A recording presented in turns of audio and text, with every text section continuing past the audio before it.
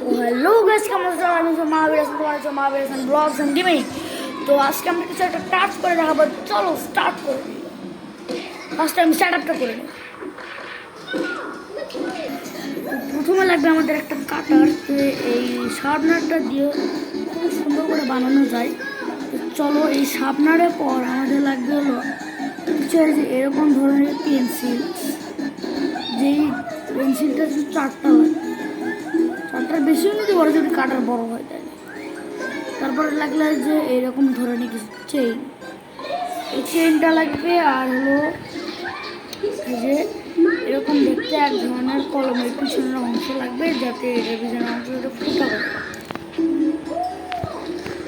এখন আমাদের কাজ হলো যে এই পুরো ইয়াগুলোকে মিক্স করা। চলো ফার্স্টে কাটারটাকে এরকমভাবে করতে হবে। করার পর তারপরে যে এটার মধ্যে দিতে হবে, যে পেন্সিল ইয়াগুলো ব্যালেন্স করে রাখতে হবে এইভাবে।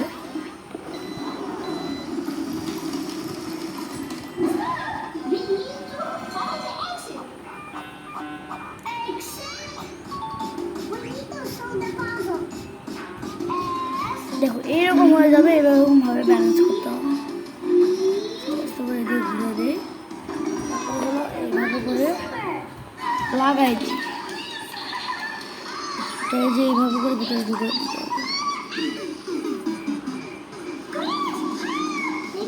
ঢুকাই দেওয়ার পরে এটাকে এখন করতে হবে কি, যে ফুটা করা যে শিশিটা আছে এটার মধ্যে এখন যে এই বড় লোহার চেনটাকে ঢুকাই দিতে হবে এইভাবে।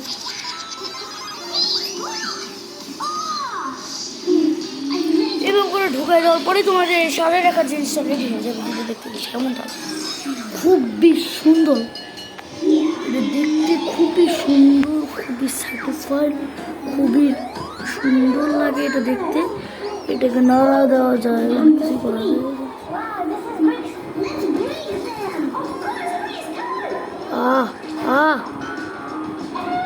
করিস না রে। তো তোমাদের এই ইয়াটা কেমন লাগলো সেটা অবশ্যই কমেন্টে বলবা, এবং লাইক অ্যান্ড সাবস্ক্রাইব অবশ্যই। ওকে, বাই বাই।